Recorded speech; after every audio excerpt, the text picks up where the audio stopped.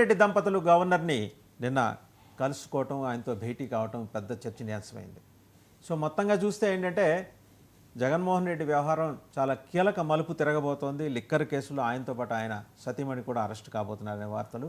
ఎందుకంటే ఈ లిక్కర్ సొమ్మంతా కూడా భారతీ సిమెంట్స్ అకౌంట్స్లోకి మళ్ళిందని సిట్ స్పష్టమైన ఆధారాలు సేకరించిందని వస్తున్న వార్తల నేపథ్యంలో జగన్మోహన్ రెడ్డి గారు మంగళవారం రావాల్సిన జగన్మోహన్ రెడ్డి గారు బెంగళూరు నుంచి సోమవారం వచ్చేశారు. అది వచ్చి రావటం నేరుగా గవర్నర్ బంగ్లాకి రాజ్భవన్ వెళ్ళిపోయారు. అక్కడ గంటన్నర సేపు సమావేశమయ్యారు. జనరల్గా 1/2 అవర్ 40 మినిట్స్కి మించి ఉండరు. గంటన్నర సేపు ఏమేమి అంశాలు తెర మీదకి వచ్చి ఉంటాయి. లిక్కర్ సొమ్ము తరలిపోయిన నేపథ్యంలో ఇద్దరిని అరెస్ట్ చేస్తే మాకు దిక్కేంటి, మా పరిస్థితి ఏంటి, మీరే ఏదో ఒక రకంగా కాపాడాలని 2 చేతులు ఎత్తి జోడించి మరీ నమస్కారాలు పెట్టినట్టు కథనాలు కూడా వచ్చాయి. సరే, వీటన్నిటిలో నిజమెంతో అబద్ధమెంతో విశ్లేషించడానికి మనతో ఉన్నారు పొలిటికల్ అనలిస్ట్ కేఎస్ ప్రసాద్ గారు. నమస్తే ప్రసాద్ గారు. నమస్తే అండి. నేరుగా ఎయిర్పోర్ట్ నుంచి ఆయన రాజ్భవన్ వెళ్ళిపోయారట. గంటన్నర ఉన్నారు. గంటన్నర సేపు ఏంటంటే ప్రాధేయపడటానికి 1 గంట 10 నిమిషాలు కేటాయించారు. 20 నిమిషాలు కుశల ప్రశ్నలు. మీ ఆరోగ్యం ఎలా ఉంది, ఈ మధ్యకాలంలో మీరు అస్వస్థలయ్యారట కదా, ఇవన్నీ అడిగినట్టుగా సమాచారం. అంటే నాకు తెలిసిన అతి తక్కువ పరిజ్ఞానంలో అని చెప్పేది ఏంటంటే, గవర్నర్ గారి దగ్గరికి ఎలా పడితే అలా ఏదో నేను పక్కింటి ఇంటికి వెళ్ళిపోయినట్టు వెళ్ళడానికి ఉండదు. ఒక ప్రయర్ అపాయింట్మెంట్ ఉంటుంది. పైపచ్చు ఎంతసేపు అన్నది స్పెసిఫిక్ టైం కూడా ఇస్తారు. అంతేగాని కూర్చుని గాడి నుంచి వచ్చేదాకా కూర్చొని కుశల ప్రశ్నలు వేసుకుంటూ కూర్చోడానికి కూడా అవదు. ఫస్ట్ థింగ్ ఏంటంటే ఆయన ఆరోగ్యం బాగోలేదు. ఆరోగ్యం నుంచి తేరుకున్న తర్వాత ఆయన కలవడం ఒక ప్రోటోకాల్. అపోజిషన్ మీరు స్టేటస్ ఇచ్చిన ఇవ్వకపోయినా ప్రజెంట్ రాష్ట్రంలో ఉన్న అపోజిషన్ లీడర్గా వెళ్ళాడు ఆయన. నెంబర్ 1. నెంబర్ 2, చాలా ఢిల్లీ నుంచి ఉన్న సమాచారాలు అనుకోండి, లేదా what ever you name it as, కాబోయే వైస్ ప్రెసిడెంట్ గారు ఆయన అజీజ్ గారు దగ్గరలో. సో ఒక పొలిటిక్స్లో ఒక ముఖ్యమంత్రి కేస్ మన దగ్గర నుంచి వెళ్ళి వైస్ ప్రెసిడెంట్ అయిన వాళ్ళు ఈయన 2వ వారు అవుతారు. ఇఫ్ మై నాలెడ్జ్ పర్మిట్స్, నేను ఇఫ్ ఐఎమ్ యాక్యురేట్. కృష్ణకాంత్ గారి తర్వాత ఈయనే అవకాశం ఉంటుంది, అంటే ఉమ్మడి రాష్ట్రంతో. మరి వెంకయ్యనాయుడు గారు సో 3వ. సో అంటే మనకి ఆయన గవర్నర్గా చేయలేదు. గవర్నర్గా చేసి వెళ్ళింది ఛాన్స్ ఇతనికే కనబడుతుంది. ఎందుకంటే ప్రజెంట్ గతంలో జడ్జిల నేపథ్యాలు ఇలాంటివన్నీ చూసినప్పుడు సముచిత స్థానాలు అన్నది చూసుకుంటే ఈయన సౌమ్యుడు, పైపచ్చి ఈయన అనుగుణంగా ఉండే వ్యక్తి. ఇప్పుడు ప్రజెంట్ సినారీలో రాజ్యసభలో మోస్ట్ ఆఫ్ ద బీజేపీ కేసెస్కి వాళ్ళకి అపోజిషన్ స్ట్రెంత్ బెంచ్ ఉన్నప్పుడు ఇట్లాంటి ఆప్షన్ ఎక్స్ప్లోర్ చేయడానికే చూస్తున్నారు. సో ఈ ఛాన్సెస్లో డెఫినెట్గా ఇన్నాళ్ళు ఆయన ఈ టెన్యూర్లో కూడా అజీజ్ గారు చాలా రోజులు ఉన్నారు. దగ్గర 2 ఏళ్ళు ఉన్నట్టున్నారు కదా, 1.5 year అంత ఉన్నారు. సో ఇవన్నీ దృష్టిలో పెట్టుకొని ఒక గవర్నర్ గారిని ఒక మాజీ ముఖ్యమంత్రి కలిసిన ఉదంతంలో 1.5 గంట ఇట్స్ నార్మల్ టైం. మీరు అన్నట్టు తుంటి కొడితే పొలరాలని ఈయన కేసుల విషయంలో గవర్నర్ గారు ఏడు చేస్తారు సార్. లేదండి, వచ్చిన కథనాలు మీతో ప్రస్తుతం వాళ్ళు ఏముంది సార్, వాళ్ళు బ్రహ్మానందం గారి కథనాలు అన్నీ కూర్చొని రాసుకుంటారు వాళ్ళు ఏదో విధంగా ఒక ఇవాళ 1 గంట సేపు చర్చించడానికి. నాకు తెలిసి ఇదే ఒక హోంమంత్రి గారిని వెళ్ళి కలిశారు అంటే మీరు చెప్పిన ఊహాగానాలు అన్నీ మాట్లాడచ్చు. ఎవరిని ఇప్పుడు భారతీయ కూడా he made foetal attempts in Delhi to meet home minister అని చెప్పేసి ఏముంది, ఇప్పుడు ఏమైనా అపాయింట్మెంట్ అడిగింది కానీ అయితే పిల్లి కళ్ళు మూసుకుని పాలు తగినట్టు ఏమైనా రాత్రి ఎవరికి తెలియకుండా వెళ్ళి కలగలుగుతాడా హోమ్ మినిస్టర్ గారిని?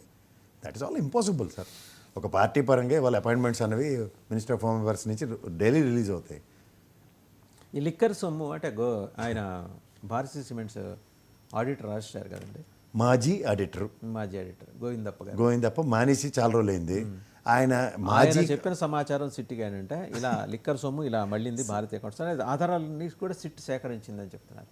సరే నేను ఒక మాట చెప్తాను. అలాగే ఇదంతా కూడా భారతీ మేడం నాలెడ్జ్లో ఉండి జరిగిందని ఆయన అండర్స్కోర్ చేసి చెప్పినట్టు సమాచారం. ఎట్లాగోలాగా భారతమ్మ గారిని ఇన్వాల్వ్ చేయాలి అన్న కాన్సెప్ట్లో ఉంటే మీరు చెప్పినంత వినేసి అనేసి వెళ్ళిపోవాలి. కానీ నేను అంటాను కాబట్టి ఎందుకు అంటానంటే, భారతీయ సిమెంట్స్కి అది ఒక limited company, public limited company, board of directors ఉంటారు. ఈవెన్ గోవిందప్ప కూడా ఇది happen to be the finance director పోస్ట్లోనే రిటైర్ అయ్యాడు. అండ్ సబ్సిక్వెంట్ డెవలప్మెంట్స్లో ఫైనాన్షియల్ ఇర్రెగ్యులారిటీస్ అదేనా కిరాణా కొట్టు కాదు కదా సార్, తీసుకెళ్ళి ఈ డబ్బులన్నీ మూటలు ఎక్కడ పెట్టండి, ఈ డబ్బులన్నీ క్యాష్ని, అలాంటి ట్రాన్సాక్షన్స్ లిమిటెడ్ కంపెనీస్లో జరుగుతాయంటే అందని విషయాలు. అందులో liquid form of cash quite impossible. రెండోది, మీరు ఈ సిట్ పర్యవసానాలు మీరు గమనిస్తే they are just beating around the bush. ఎంతసేపు ఇదే గోవిందప్పని బిఫోర్ భారతీ సిమెంట్స్లో ఒక రైడ్ చేసో లేకపోతే ఏదో ఒక అవుట్కమ్ మీద గోవిందప్పని అరెస్ట్ చేస్తే అది లీడ్ అంటారు. లేదంటే ఇన్కమ్ ట్యాక్స్ డిపార్ట్మెంట్ ఒక ఫైనాన్షియల్ ఇర్రెగ్యులారిటీని భారతీయ సిమెంట్స్లో లాస్ట్ మీరు ఫైనాన్షియల్ ఇయర్ చేసిన దీంట్లో నుంచి ఇది అవుట్కమ్ ఈ విధంగా రామేమో ఎక్సెస్ క్యాష్ అనో లేకపోతే excess transactions which was happen from exchequer. నాకు తెలిసినంత వరకు అవును సార్, ఇప్పుడు అవేమీ లేకుండా SIT just cannot jump or arrive into conclusions కదండి. సిట్ దగ్గర అవన్నీ ఉండొచ్చు సార్ సిట్ మీరు కంక్లూజన్ లేదని అంటారు అలా మీరు. కదండి. నాకు సిట్ అనే ఒక 3 ఉదంతాలు చెప్తాను. ఒకటి గంటా శ్రీనివాసరావు అయ్యన పాత్రుడు ల్యాండ్ ఇష్యూ ఒకటి, నెక్స్ట్ విజయసాయి రెడ్డి గారు వివేకానంద రెడ్డి గారి మర్డర్ విషయంలో సిట్ వన్స్ ఏవి సుబ్బారెడ్డి ఆయన రెండు ఏవి వెంకటేశ్వరరావు గారు, రెండోది మహాంతి గారి సిట్లు. అవుట్కమ్ చెప్పండి. వీళ్ళతో కాదనే కదా సిబిఐ వచ్చింది ఎత్తికి. విశాఖ భూములు ఇష్యూ అయితే అక్కడదక్కడే. ఇవన్నీ గమనించి సిట్టు ఏదో చేసేద్దంటే సిట్టికి ఒక ఆపాదన వచ్చినప్పుడు ఒక special team is working on that. Police department ఏం చేయగలుగుతుంది? అభియోగాలు మోపిన వాళ్ళందరినీ ఎత్తుకొచ్చి ఎంక్వైరీ చేయగలుగుతుంది. వాళ్ళకి ఓ ఫైనాన్షియల్ ఇర్రెగ్యులారిటీస్ని ఐడెంటిఫై చేసి ఇచ్చే దగ్గర they need to get a proper leads from respect to enforcement directory and IT departments. Financial violations వచ్చినప్పుడు వాళ్ళు అరెస్ట్ చేసి కస్టడీలో వాళ్ళ ఇంట్రాగేషన్స్లో బయటకు తీసుకొస్తారు. కానీ పోలీసులు ఏ ప్రాతిపదిక మీద తీసుకొస్తారు? కరెంట్ రిపోర్ట్స్ ఇప్పుడు నిన్న గవర్నర్ గారితో భేటీ అయిన తర్వాత జగన్మోహన్ రెడ్డి దంపతులు ఇద్దరు వేడుకున్నారు ఆయన్ని, ఎలాగైనా మమ్మల్ని కాపాడండి. ఈయన అడగండి ఎలా కాపాడతారు? గవర్నర్లు కాపాడేస్తే ఇది మమ్మల్ని తప్పుడు కేసులు పెట్టిస్తున్నారు, మీరు గవర్నమెంట్కి చెప్పండి ఇది కరెక్ట్ కాదు. ఎవరంటారు ఆయన మాట? గవర్నర్ మాట ముఖ్యమంత్రి ఎవరన్నా చూపించండి నాకు చూద్దాం. కామెడీకి కూడా ఒక అర్థం ఉండాలి. గవర్నర్కి చెప్పుకుంటే ఏడు చేస్తారు. It will not deal thrash. అనవసరంగా ఒక డిబేట్ చేయడం, దాని మీద ఒక ఇష్యూ చేసి జగన్మోహన్ రెడ్డి గారు వెళ్ళి కలిసారంటే కలుగుతారు ఆబ్వియస్లీ. What's it? ఆయన కాన్స్టిట్యూషన్లో ఎక్కడ అపోజిషన్ ఉన్నాడు వెళ్ళి కలవకూడదు, మాజీ ముఖ్యమంత్రి కలవకూడదు అని రాసి ఉందా? అంటే ఆయన అపోజిషన్ లీడర్ కాదు, మాజీ ముఖ్యమంత్రి అయితే whatever name it as. మాజీ ముఖ్యమంత్రికి ఆయన అపాయింట్మెంట్ కోరే హక్కు ఉంటుంది. ప్రాపర్గా అపాయింట్మెంట్ ఇచ్చేయలేడు కదా, ప్రివిలేజ్ ఉంది, కలుస్తారు, తప్పేం లేదు. కాకపోతే కలిసి వేడుకున్న సందర్భం గురించి నేను మాట్లాడుతున్నాను. ఏమని సార్ నేను అడుగుతుంది ఏంటంటే, మీరు నేనైతే మైక్ ఆ సోఫా కింద ఎక్కడ పెట్టలేదు, మీరు నేను వెళ్ళి వినలేదు. మీరు నచ్చిన నెరేటివ్ని ప్రజల్లోకి తీసుకెళ్దాం అనుకున్నప్పుడు వాళ్ళకు ఒక నెరేటివ్ నడుస్తుంది నిర్ణయం. కానీ వాస్తవం ఏమవుతుందంటే గవర్నర్కి జగన్మోహన్ రెడ్డి గారి మీద ఒకవేళ ఈ ప్రభుత్వం కేసులు పెడతాంటే అంత డిస్క్రిప్షన్స్ ఉండవు, ఆయన ఏం చేయలేడు కూడా. నేను మొహమాట లేకుండా చెప్తున్నా. 17A తెర మీదకి వస్తే 17A కూడా ఈయంతో ఏం వస్తుంది సార్? మీరు మళ్ళీ చెప్తున్నాను, అది సుప్రీంకోర్టులో సుప్రీంకోర్టు ఒక బెంచ్ కాన్స్టిట్యూట్ చేయాలి. చేసినప్పుడు అది దాని consequences reflect any day. Present నడుస్తుంది. బట్ 17A బెంచ్ కాన్స్టిట్యూట్ అయిన తర్వాత అప్పుడు దాని గురించి మనం గతంలో పొంకాలు చర్చలు చేసాం కదా, మళ్ళీ చర్చకి లేపబడుతుంది. బెంచే కాన్స్టిట్యూట్ కానప్పుడు దానికి సంబంధించిన సుప్రీంకోర్టు పర్యవేక్షణలో అందు మెర్సీ గ్రౌండ్స్లో బెయిల్ వచ్చినప్పుడు ఇంకా తర్వాత దాని మీద డిబేట్ ఏముంటుంది? అన్ని దారులు మూసుకుపోయిన తర్వాతే బీజేపీ తోటి జగన్మోహన్ రెడ్డి గారు సంప్రదింపులకి ద్వారాలు తెరిచి కంప్లీట్గా సరెండర్ అయిపోయి మెర్జర్ కాదు కానీ మెర్జర్ లాంటి ఒక కార్యక్రమానికి సాహో అని చెప్పి సాగిలపడ్డారని సమాచారం. 2 జరుగుతున్నాయి సార్. ఇక్కడ బీఆర్ఎస్ పార్టీకి, అక్కడేమో జగన్మోహన్ రెడ్డి గారు నెరేటివ్సా నిజాలా ఎవడైనా ఇదే సార్. ఇప్పుడు ప్రజారాజ్యం పార్టీ ఉంది, తలుచుకుని విలీనం చేశాడు ఆయన 3వ కంటికి ఇప్పుడే. అలా జరిగితే కానీ ఇలా డప్పు కొట్టుకుంటూ విలీనం అసలు ఎందుకు విలీనం అవుతారండి? ఓసారి గవర్నమెంట్ ఫామ్ చేసి నెక్స్ట్ గవర్నమెంట్ ఓడిపోతే ఇంకా దానికే ఇంకా రాజకీయాల్లో సన్యాసం అంటే ఏముంది? ఏమైనా అస్సాం పరిషత్ ఏమైంది? ఎన్ని రోజుల తర్వాత విలీనం అయింది? తెల్లారిసరికి విలీనం అయిపోయిందా? ఫ్రాక్ చాలా ముక్కలు అయింది. చివరికి ఎవరో ఒకళ్ళు ఇద్దరు ప్రస్తుతం ఉన్నారు.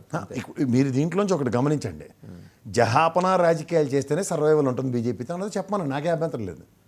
జహాపనా రాజకీయాలు చేసేవాడు కూడా ఎత్తుక్కోమన్నట్టు.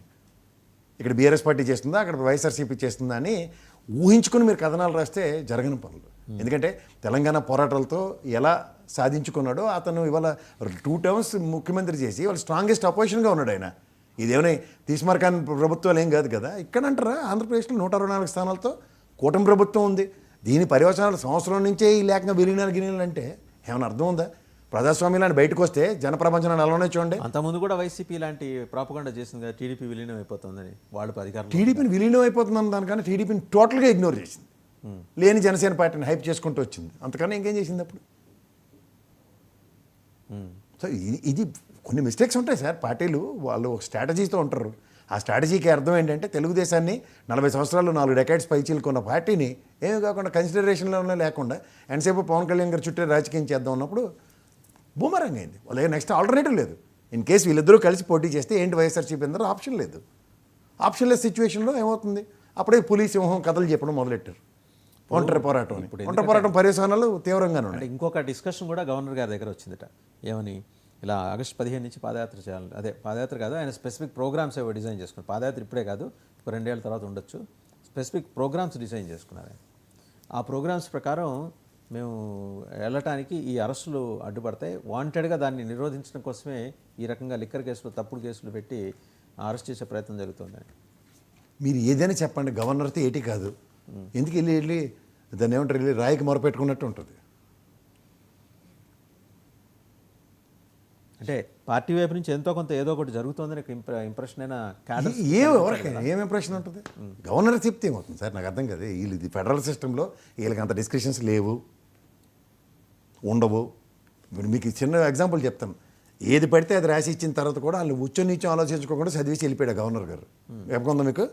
రాష్ట్ర అప్పు 10 లక్షల కోట్లు, నెక్స్ట్ బడ్జెట్ పెట్టినప్పుడు 6,47,000 కోట్లు పెట్టారు. కరెక్షనే లేదు. అంటే అది గవర్నర్ ఆఫీస్ నుంచి కరెక్షన్ ఇవ్వాలి కదా. ఆఫీస్ కరెక్ట్ చేయాలి. ఎందుకు చేయలేదు? గవర్నర్ గారు అంటే డిస్కషన్స్ లేవని అర్థం. వాళ్ళ ఆఫీస్ ఇచ్చేదాన్ని ఆయన చదువుతారు ఆయన న్యాచురల్గా. నేను చెప్తుంది అదే సార్. ఆఫీస్కి ఇచ్చేది ఎవరు? ఇప్పుడు గణతంత్ర దినోత్సవం ఉంటుంది, చదువుతారు ఆయన. రాష్ట్ర ప్రగతి పురోగతి అని చెప్పి పొంకాలు చదువుతాడు ఆ పేజీలో. నేను అవన్నీ జరిగాయా? ఎన్ని చూడలేదు మీరు నేను. అంతే. కొన్ని ఉత్సవ విగ్రహాలు ఉంటాయి, అలాగా చూసి ఊరుకోవడమే. ఏంటి సార్ ఇప్పుడు పర్యవసానాలు? ఇప్పుడు చీఫ్ జస్టిస్ గారితో ప్రమాణ స్వీకారం చేయడానికి ఒకసారి మిథున్ రెడ్డి గారి మదర్ నిన్న మాట్లాడారు. ఆవిడ ఏం మాట్లాడారో చూసి మళ్ళీ అటువైపు వెళ్దాం ఒకసారి. సో ఆవిడ ఏంటంటే చాలా ఆవేదనతో టెర్రరిస్టుల మాదిరి చూస్తున్నారు నా బిడ్డని అని చెప్పేసి ఆవిడ వాపోయింది. ఇప్పుడు అతను